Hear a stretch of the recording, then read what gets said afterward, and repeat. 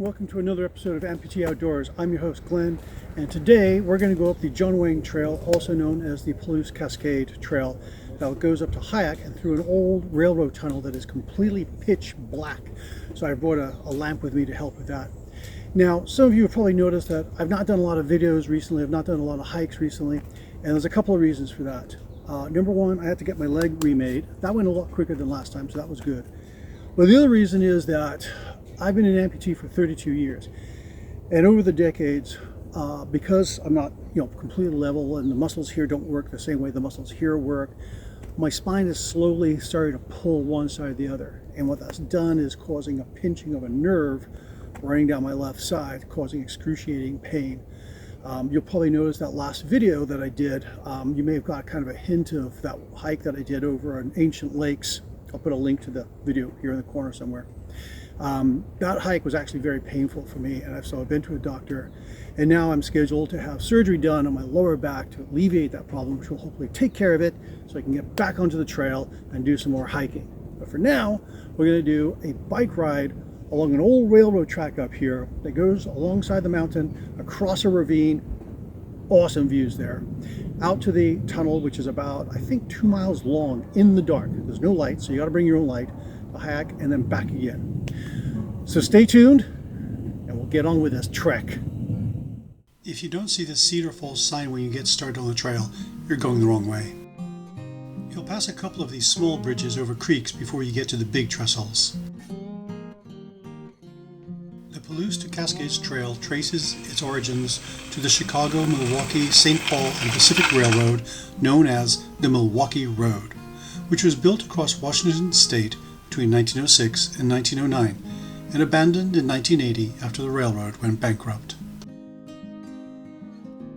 The Milwaukee Road's Pacific Coast extension was a major engineering feat, with surveying starting in 1901 and construction finished by 1914.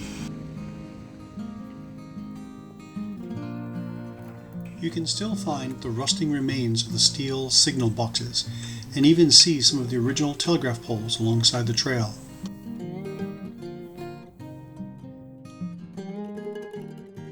Make sure to stay to the right at this Y intersection.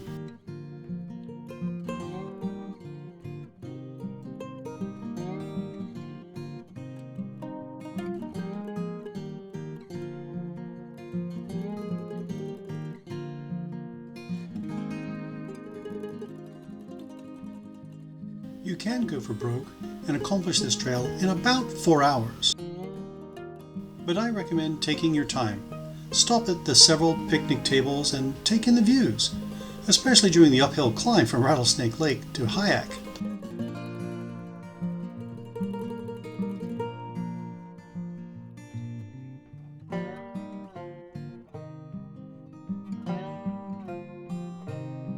There are about 3 porta potties along the trail, and they're usually in better shape than the ones you'll find at Rattlesnake Lake.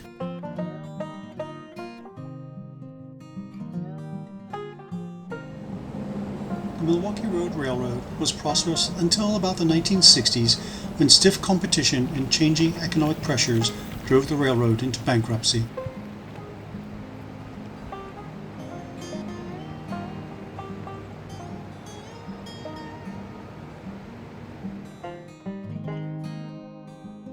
After the last westbound train ran in 1972, the Chicago, Milwaukee, St. Paul, and Pacific Railroad filed for bankruptcy in 1980.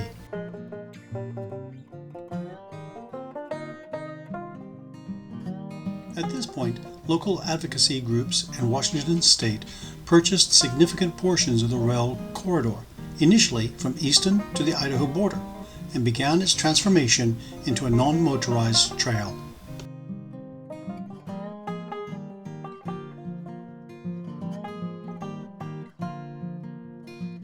This process involved extensive political debate, court cases, and land use studies, ultimately leading to the opening of the first trail segment in 1984.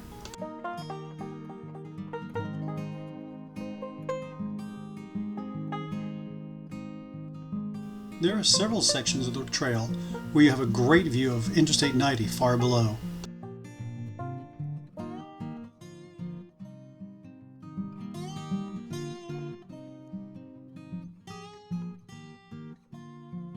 Originally known as the John Wayne Pioneer Trail, and still called that sometimes by us old-timers, in 2018 it was renamed the Palouse to Cascades State Park Trail as part of a broader Great American Rails to Trails initiative.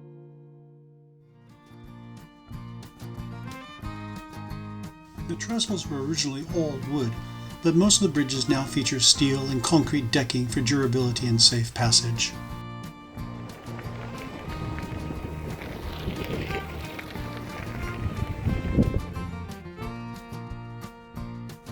Today, the trail is open to hikers, cyclists, equestrians, and even cross-country skiers in the wintertime, and is recognized as one of the nation's premier long-distance rail trails.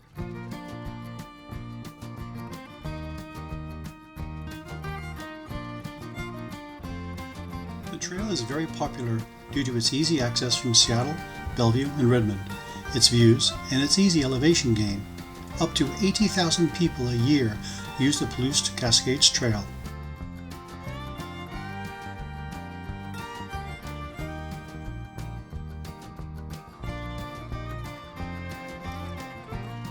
This treeless hillside is known as an avalanche chute. A little further along, we'll go through a snow shed like the ones the railroad used to go through to protect them from avalanches.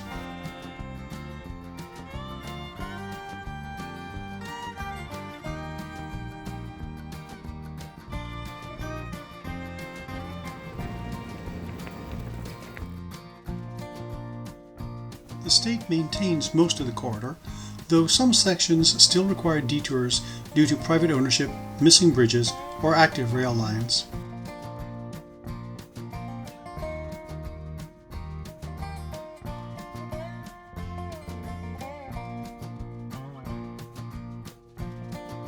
Each trestle has been retrofitted for recreational use, although I don't think slackline walking is what the engineers were thinking of when they did the retrofitting.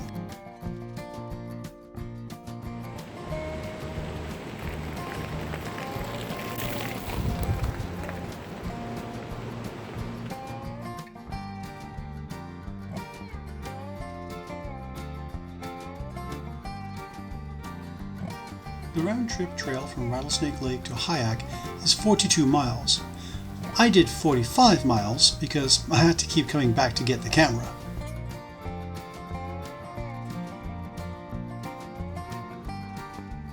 Along the trail, you'll notice there are 4 major hiking trails that intersect with the section of the Palouse to Cascades Trail in this video. Those trails are the Cedar Falls Trail, Twin Falls Trail, McClellan Butte Trail, and the Annette Lake Trail. There are also several other unmarked and unofficial trails that you have to know about to find, and should only be used by folks with backcountry experience. During its heyday, the Milwaukee Road's Pacific Extension saw as many as 5 trains per day in each direction, averaging about 3,650 trains per year each way, or more than 7,000 total annual train movements on the main line.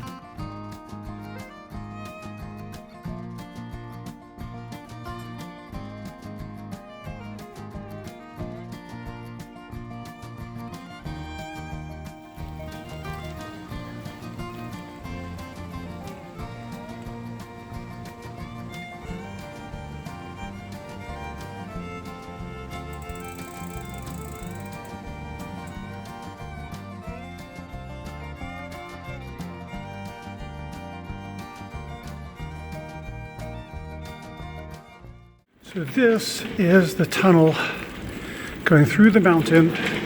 It's 2 miles long and it is completely pitch black except for whatever light you happen to bring in with you. It's also very cool in here. The temperature is probably around about 45-50 degrees Fahrenheit. It's very eerie. There's a light down there. I can't tell if it's the end of the tunnel or somebody headed towards me. We'll soon find out, I suppose. Oh, I think it's someone heading towards me. Yeah. This is pretty cool, huh?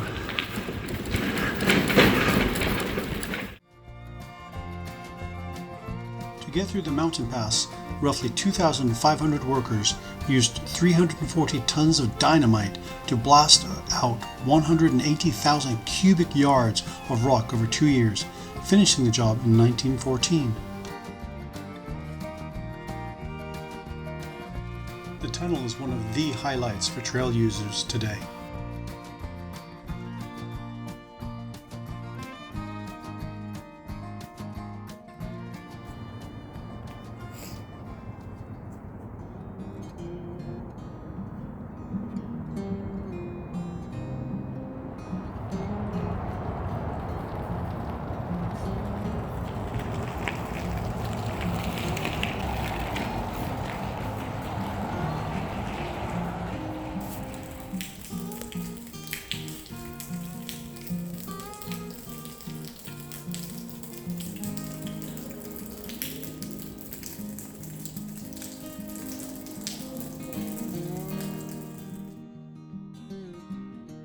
As you approach the end of the tunnel, you can feel the air quickly become much warmer.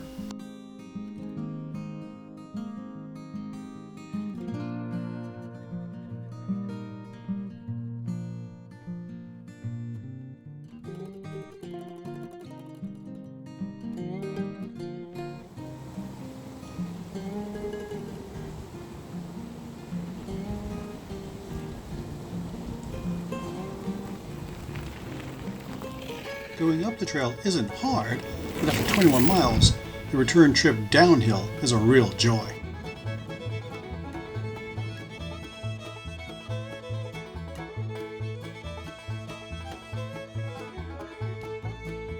Even if I had both legs, I wouldn't try slackline walking across a ravine like this, even with a safety harness.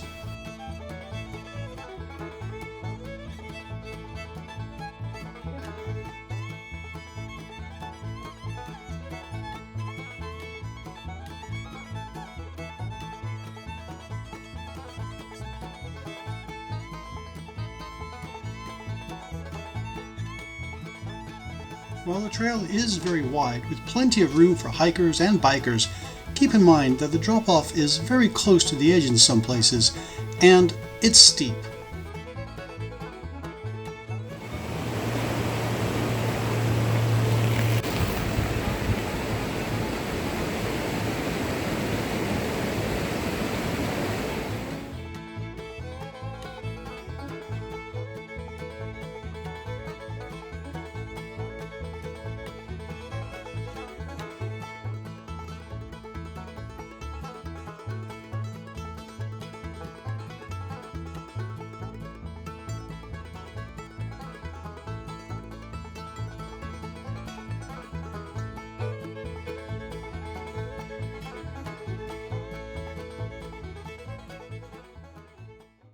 Well, folks, we're back where it all started, all the way out to the Snoqualmie tunnel, the 2-mile long tunnel through the mountain to Hyak and back again.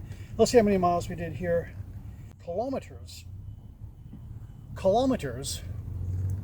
My watch thinks it's in Europe. I'll have to figure that out later. When I do the video, I'll actually put how many miles it was down here at the bottom somewhere so you can see it, okay? I hope you've enjoyed this ride with me and the scenery and a little bit of an adventure. Hopefully, after the back surgery, I'll be able to get back out doing hiking and camping again and give you guys some more videos out in the mountains of Washington State. In either case, whether it's biking or hiking, or canoeing, or kayaking, or just going for a walk in the woods, I hope to see you out there. See ya!